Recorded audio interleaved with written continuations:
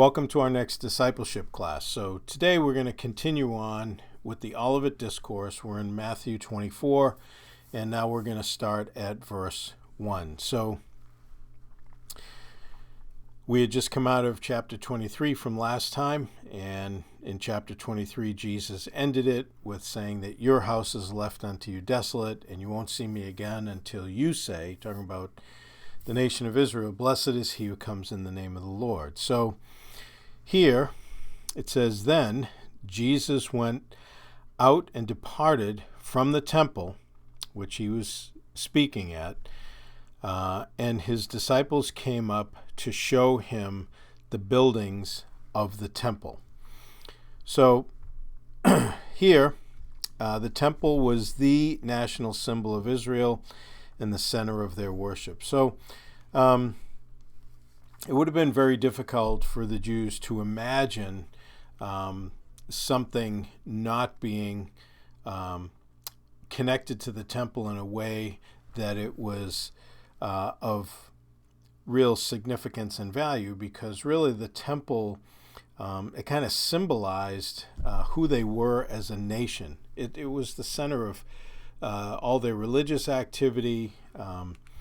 So everything was focused there, the festivals, the sacrifices. And we see that here, the temple was the place for sacrifices. Leviticus chapter 1 through 7 goes through the 5 sacrifices. 3 of them were optional. And then the 2 that were mandatory were the sin offering and the trespass or guilt offering. And then they also had the feasts, 7 of them that are listed out in Leviticus 23. So again, though they started out with a tabernacle in the wilderness, and then they ended up with the first temple that Solomon built, this was really the place of their national activity. It symbolized, in a sense, really who they were. So in the next, just want to bring one up. So the temple was the place of God's presence and for people to seek him. Many of the Psalms reveal the importance of the temple in the spiritual and social life of the nation. So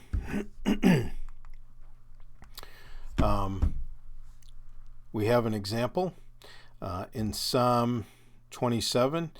David said, one thing have I desired of the Lord, that I will seek, that I may dwell in the house of the Lord, meaning the temple, all the days of my life, to behold the beauty of the Lord and to inquire in his temple.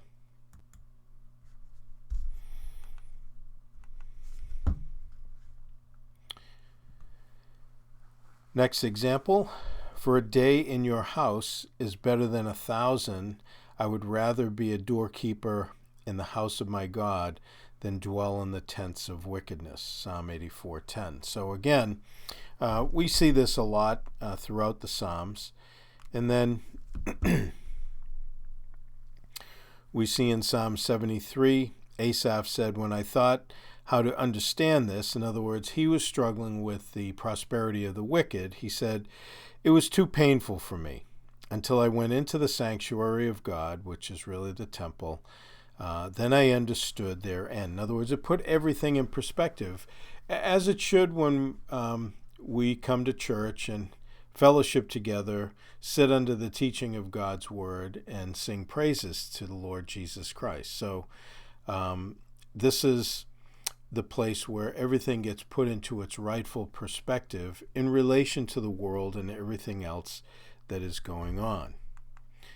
And then moving on, in verse 2, it says, and Jesus said to them, do you not see all these things? Talking about the temple that they were pointing out to him.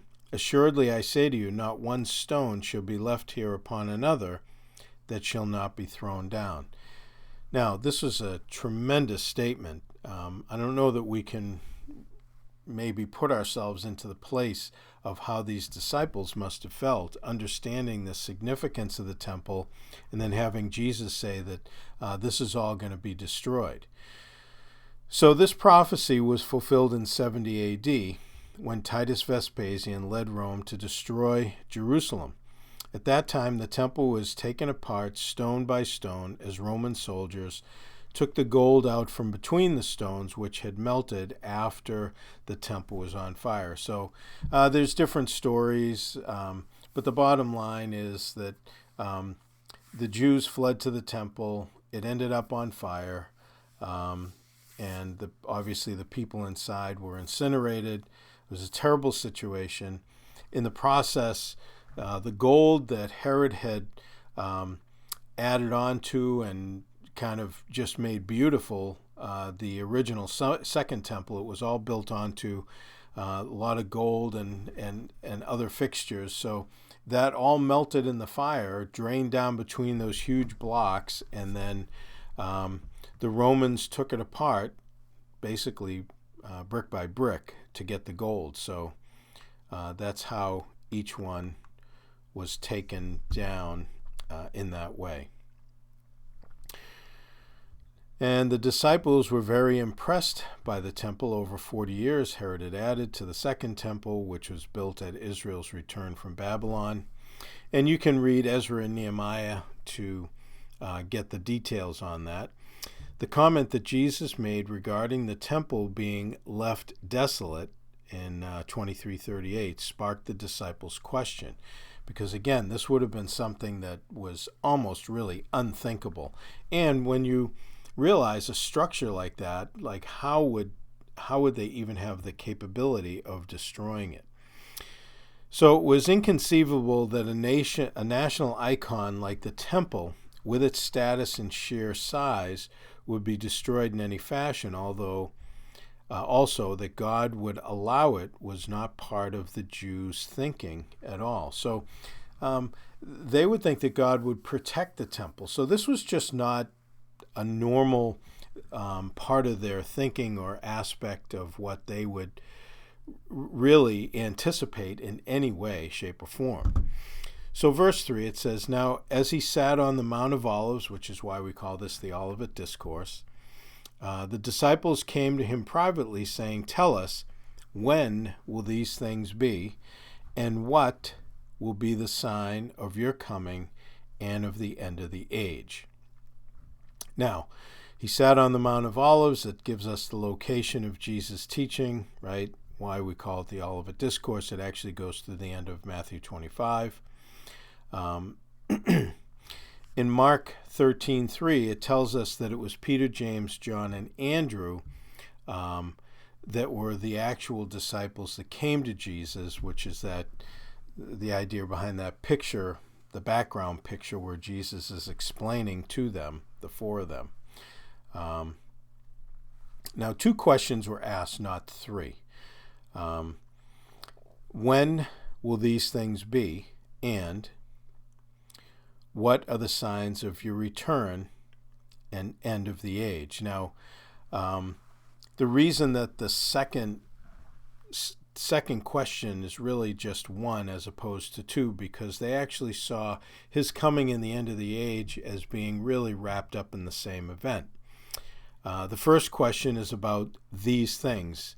Now, that is either the destruction of the temple, in which case Luke really answers that question. So when they asked, when will these things be? Now, they're either just saying, when will the temple be destroyed? And Luke, out of the synoptics, out of Matthew, Mark, and Luke, he's the only gospel in chapter 21 that actually has a short section that warns of the coming invasion to Jerusalem that resulted in the 70 A.D. destruction and dispersion of the Jews. Now, they are either referring to that in these things, or there's a connection with these things which Jesus answers when we get to verse 36, which we will see, regarding the end of the age events leading to the start of the tribulation. In other words, when is all these events combined together? When is all this stuff going to occur? So it would be a larger and more open-ended question than a very, very specific one. It's one or the other. But we both, no matter which one it is, both get to the same place, and that's what's important. So the second question, which is really answered first, is related to the arrival of the kingdom and Jesus' return. In other words, when. So the disciples saw Jesus' arrival at the end of the age to restore the kingdom and his coming as a single event, not multiple events. Well, how do we know this? Because in Acts 1:6, after they had been talking about the kingdom and everything else, it says they, speaking of the disciples, asked him, talking about Jesus, saying, "Lord, will you at this time restore the kingdom to Israel?" So they understood the kingdom had not come.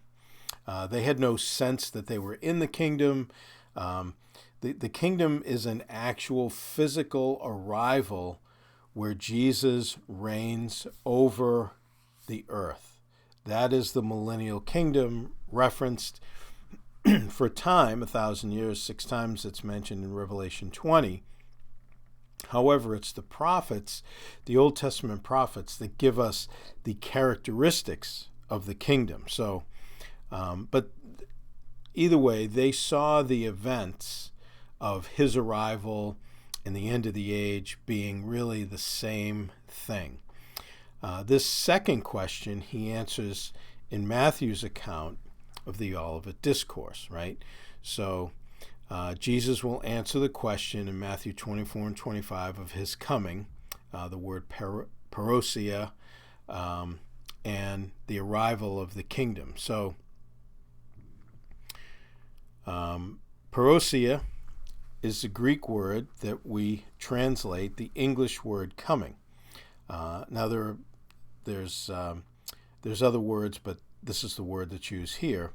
A definition is in order so that we can remove any misunderstandings, because there are different words used and they have a little bit of a different meaning, so we want to understand exactly what's being referred to here.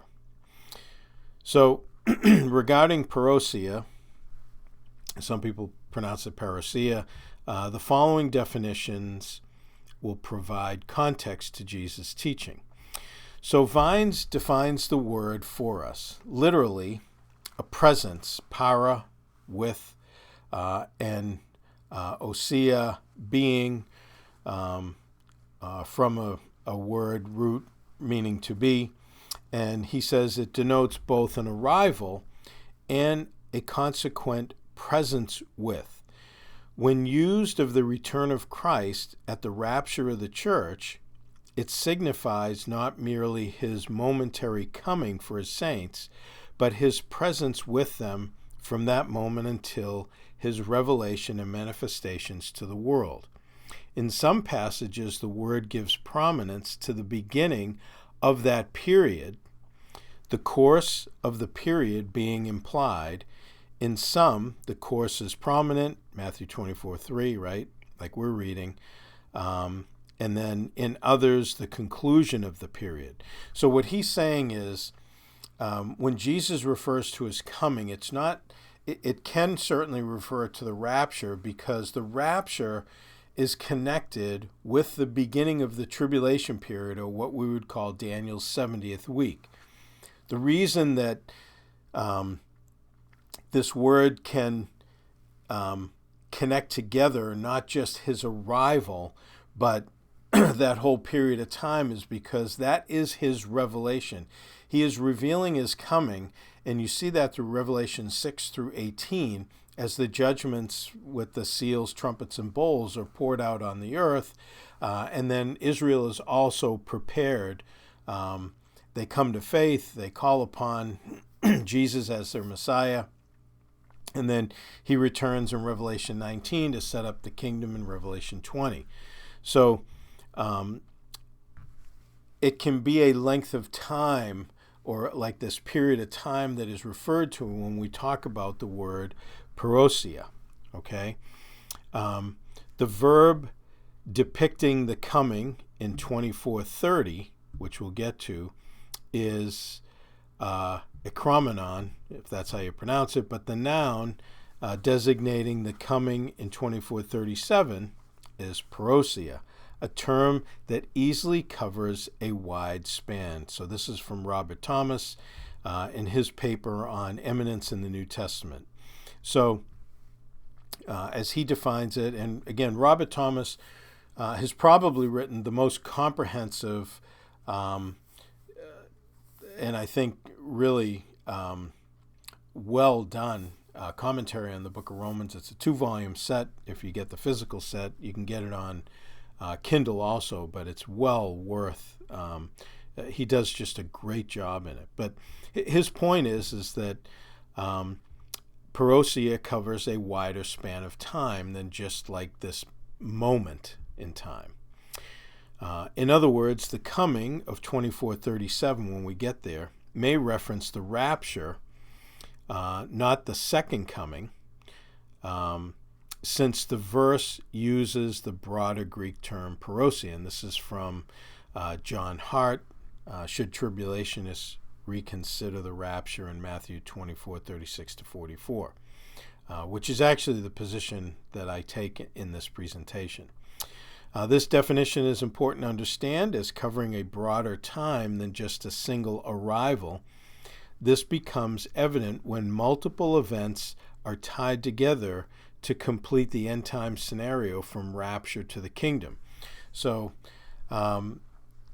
that's why I'm taking the time to walk through these definitions, because we need to understand that Jesus' return is not just the world going along and then all of a sudden we kind of hit a brick wall and then it's all over. There's a process that occurs at the end, which is why the prophets in the Old Testament spent so much time laying out this period of time, especially this last 7 years that Daniel talks about, which is why Jesus refers to it, which we will get to in verse 15 of this chapter in Matthew 24, and then the descriptions of its judgments and what's happening in Revelation chapter 6 through 18. So this is really one of the more focused periods of time. Other than the arrival of Christ in his first coming, this period of time is associated with his arrival in his second coming, or his parousia or parousia, right? So that's why it's important to understand the terminology, because there are different Greek words for coming, and then it's also important for us to understand how these end times events fit together. They don't, they're not like a one-day deal. I mean, obviously the rapture happens in a moment, but the 7-year tribulation period and then the judgments leading up through that to the birth of the Messianic kingdom, they need to be understood and laid out chronologically so that we understand what we're actually reading there. So in verses 4 and 5, it says, "And Jesus answered and said to them, Take heed that no one deceives you, for many will come in my name, saying, I'm the Christ, and will deceive many." So the word many is repeated, sorry about that, the word many is repeated 6 times in verses 5 through 12. In each case, the usage relates to deception resulting in believers falling away. In other words, many will come and claim to be Christ, deceiving many, okay? So we see that in verse 5. Many will be offended, which means to fall away, resulting in betrayal, the word meaning to hand over or deliver up one another. We see that in verse 10. Many false prophets will rise up to deceive many. We see that in verse 11. And then many will grow cold in their love. In other words, believers will give way to hatred and suspicion, and no one will trust anyone. We see that in verse 12. So we see these manys used 6 times throughout these verses, and it certainly provides us some indication of what's going to be going on during that time. This time will be characterized by deception, apostasy, suspicion, disloyalty, and misguidance. This among those losing agape, or losing their love. So that's the word that's used for love.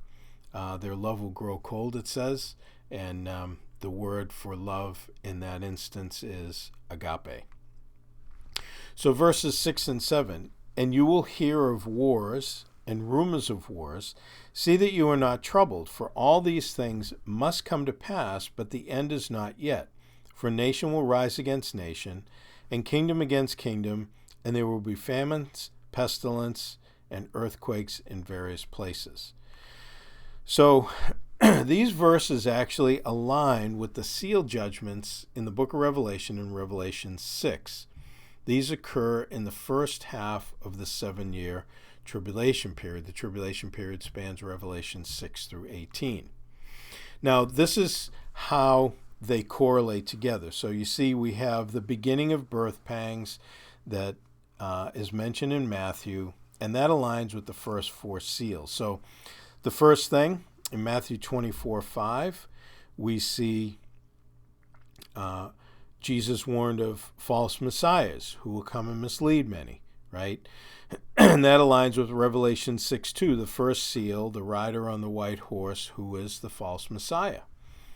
So he is not the same just because he's on a white horse. Do not make him the Messiah returning in Revelation 19. When Jesus returns, he's on a white horse, yes, but he is described, and he is described coming in victory. This other one that comes as the first seal, it's actually the Lamb opening the seals in heaven that produces this first rider. So he's not really producing himself arriving.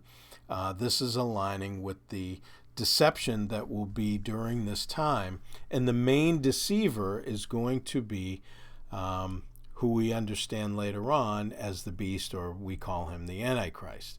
But this is how these 2 verses align. We have the false messiahs, and then we have the false messiah arriving. The next one, we see wars, rumors of wars, nation rising against nation, verses 6 and 7, and that aligns with the second seal in Revelation 3 and 4. The rider on the red horse, can't speak, that takes peace from the earth through war. So this is where you have, again, the correlation. The next one is famines, also mentioned in Matthew 24:7 and Revelation 5 and 6. The third seal, the rider on the black horse holds balances, and it represents famine. So again, famine is a natural byproduct of war because things get destroyed during war, but you also have inflation. There's less ability to develop food supplies and everything else. So it's going to be a big problem because this is going to be on more global scale as opposed to just small skirmishes around the planet. And then the fourth seal will align with Matthew 24:7, death through famine, pestilence, and earthquake. In Revelation 6, 7, and 8, we have the fourth seal, the rider on the pale horse, and he represents death, again, through famine, pestilence, and wild animals. So you can see this correlation, and it lays out really perfectly. It's hard to, to avoid it. Now, when Jesus was teaching this in Matthew 24, John had obviously not had the revelation given to him at that point.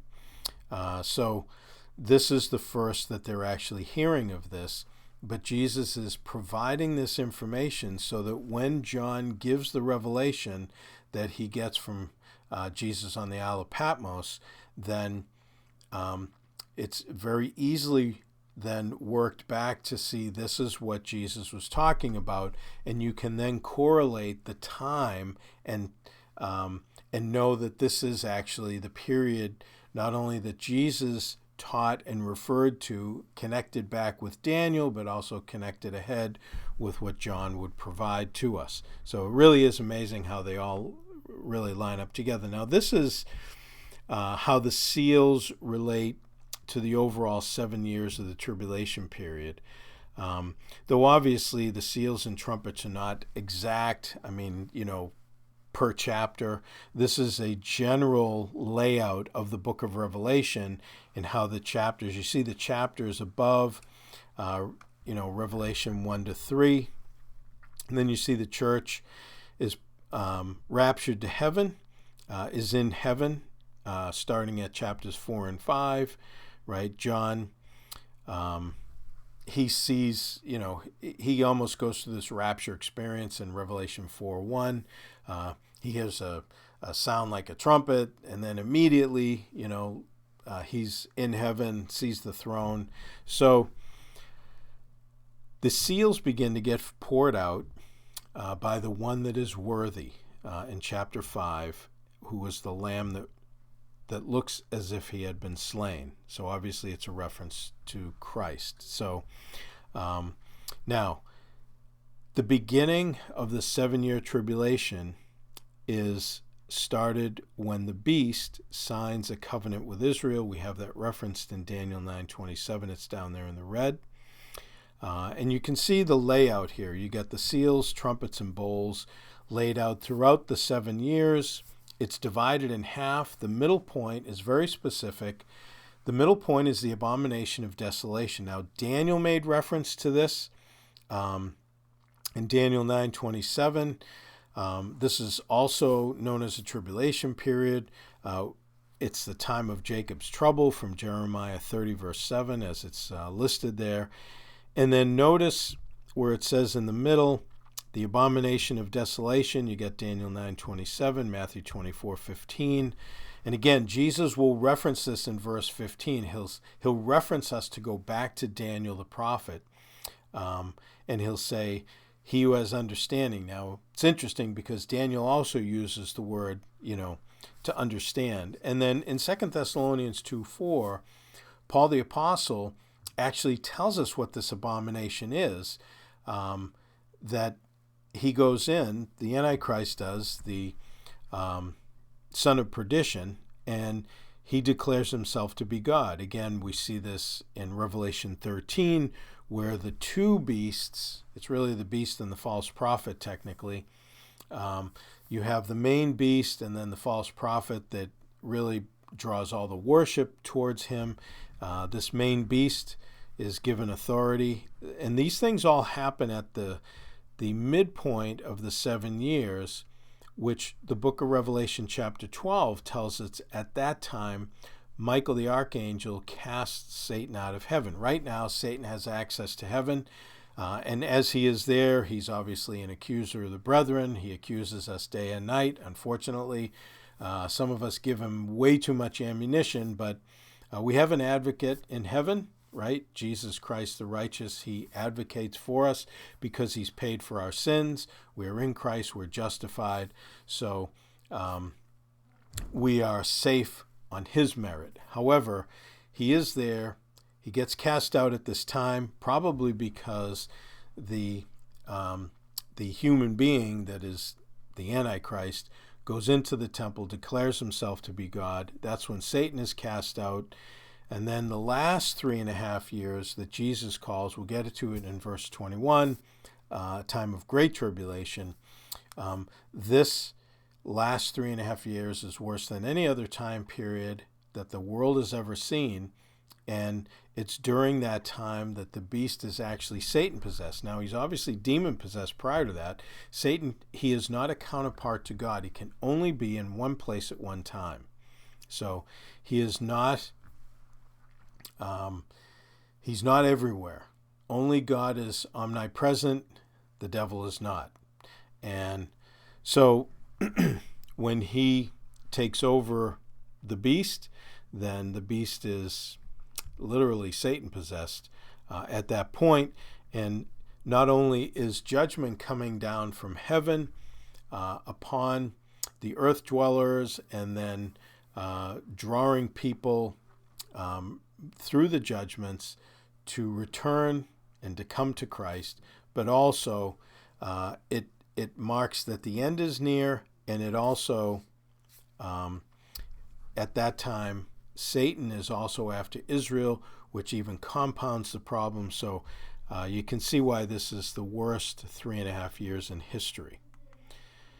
So we have the seals there that's circled. It happens in the first 3.5 years at least, and then it's that 3.5 years is within the 70th week of Daniel. Now, verse 6 and 7, right, which we had just gone through. Let's see. So, these verses align with the seals, right, in Revelation 6, in the first half, like we said. Now, in verses 5 to 8 are the first 3.5 years. This is verses 5 to 8 of Matthew 24. That really will encompass the first 3.5 years, and verses 9 through 14 is really going to encompass the second 3.5 years. So basically, verses 5 through 14, as Jesus is speaking, he's going to go through the whole tribulation period. He's going to very high level. Then he's going to back up, and he's going to hit the midpoint in verse 15, and then he's going to bring you through the second half. Okay? And then once he gets through the second half, he's then going to go and he's going to jump back to what is the indication prior to this whole 7-year period starting. So I'll show you some graphs to kind of lay that out, hopefully to make it simpler for you. But just so you understand, we get through at a very high level kind of the characteristics of this time period by the time we get to verse 14. So if we look at Daniel's 70th week, which is in Daniel chapter 9, the 7-year tribulation period, like I have on here, is Revelation 6 through 18. You have it broken up 3.5 years. The whole thing is tribulation. The second half is called Great Tribulation. The time of Jacob's trouble is not necessarily just the second half. It is really the whole 7 years, legitimately, because that's really the focus that God puts on Israel. We have the first 3.5 years called birth pangs. That is what is referred to, and we'll get into a little more detail on that, but that's what Jesus referred to. He says this is the beginning of birth pangs or sorrows, depending on your translation.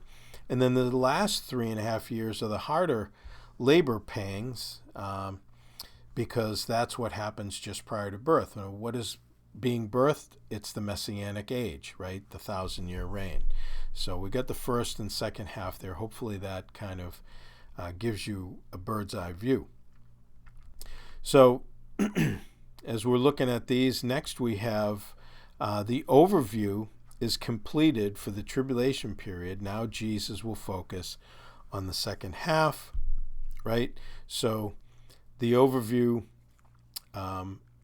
like I said, will happen through verse 14, and then he'll go back, and then he'll explain the second half starting at verse 15.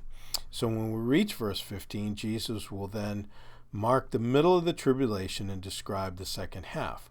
So here we have a good, hopefully simple understanding of what I'm trying to explain. So verses 5 through 14 give an overview of the 7-year tribulation period, the whole thing.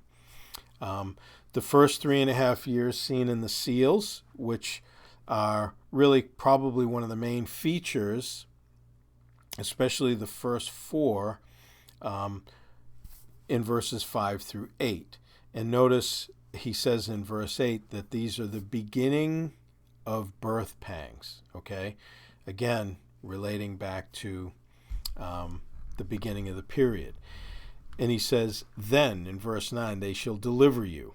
Well, that's going to happen starting the second half, especially because it's during the second half that Satan is cast out of heaven, and then he goes after the nation of Israel. And then he explains the characteristics of those verses in verses 9 to 14. Then when he hits verse 15, he goes back and he recapitulates really the second half. He gets into more detail. We see this in Genesis, right? We have the basic overall of creation in Genesis 1, and then some people say, well, didn't he do like a second creation in Genesis 2? No, he focuses mainly on day 6. He goes back, and again, that's common in the Bible, where sometimes you get an overview, and then, the writer will go back and then refocus on an aspect of something that is very important, that needs description, so that whatever else is said can be understood.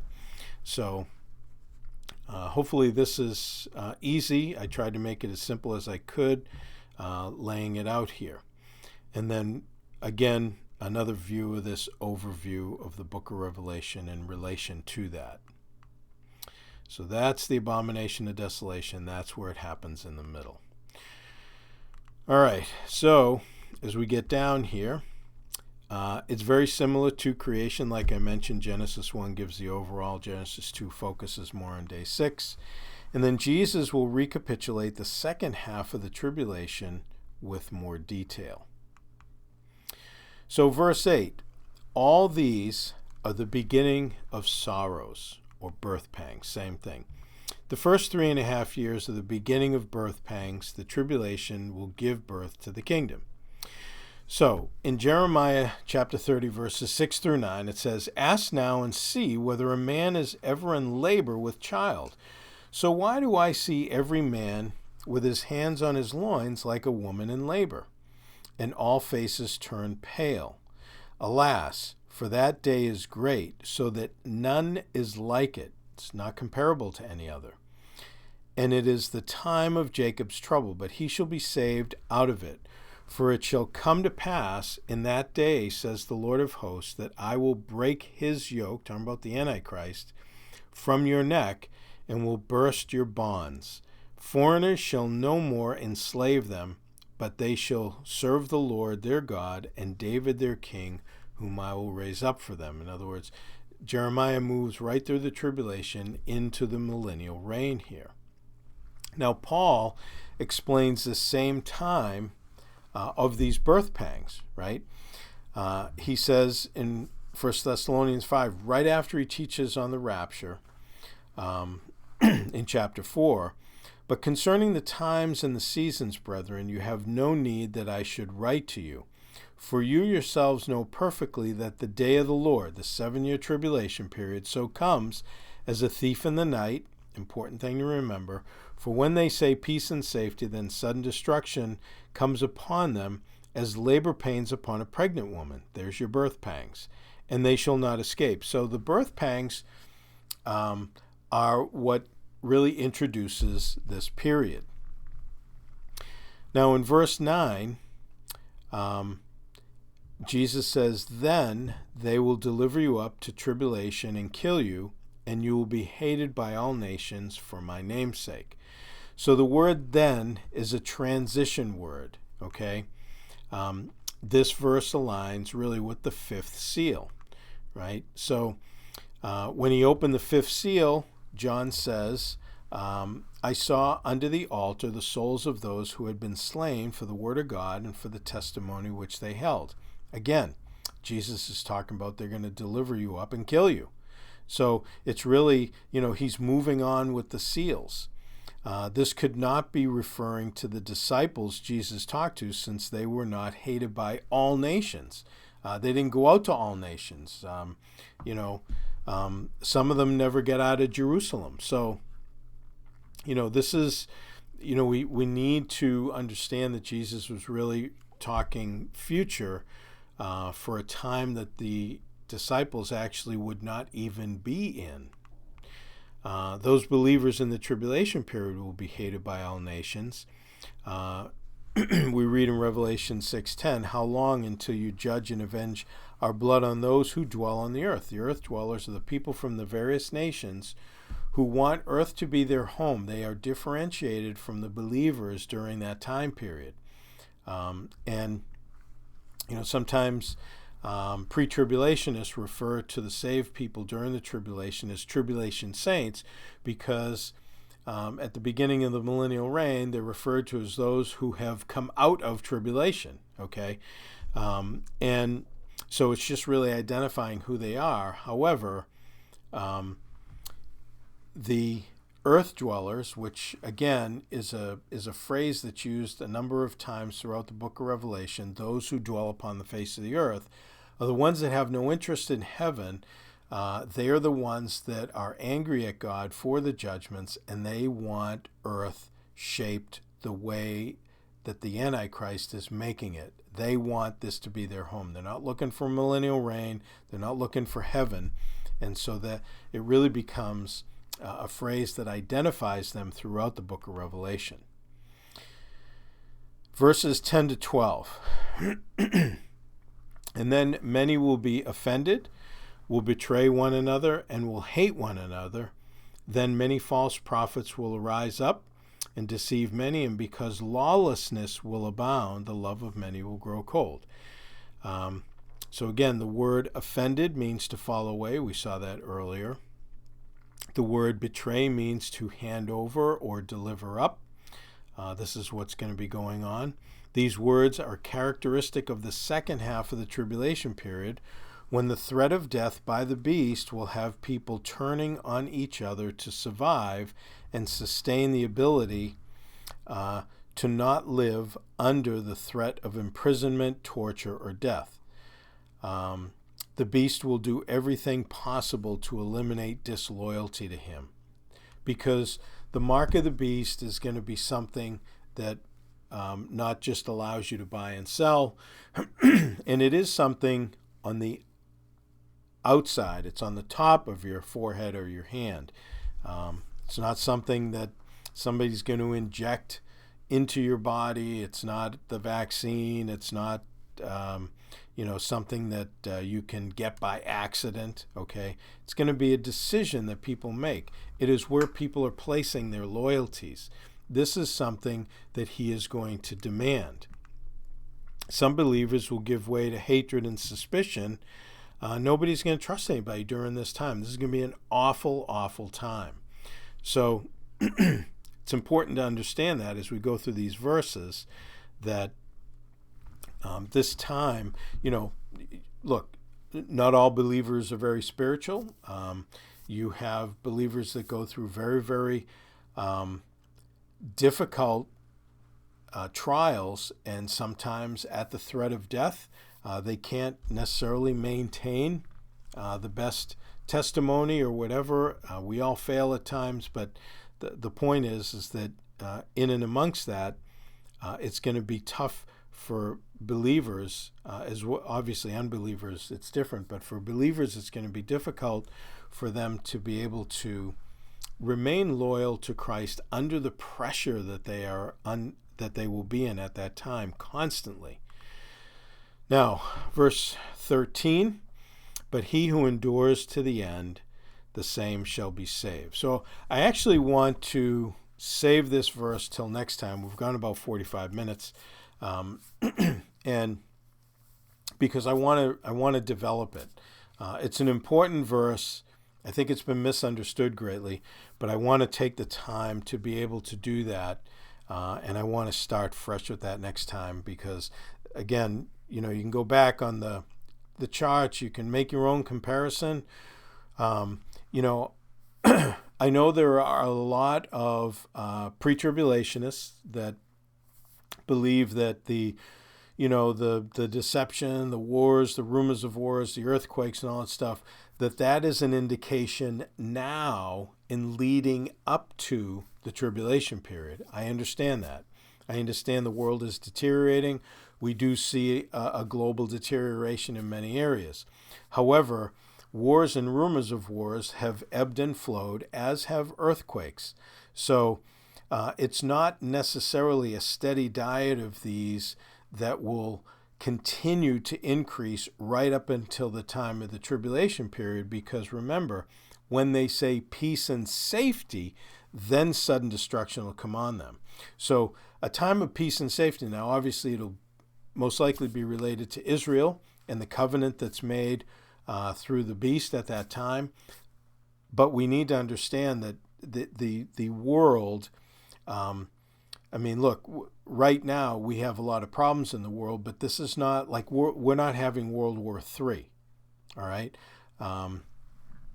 And we are in a place where we have had worse earthquakes in the past some years than we are right now. So we can't really make those a direct measurement for the end times scenario starting at the 7-year tribulation period. So, I'll get into this more next week.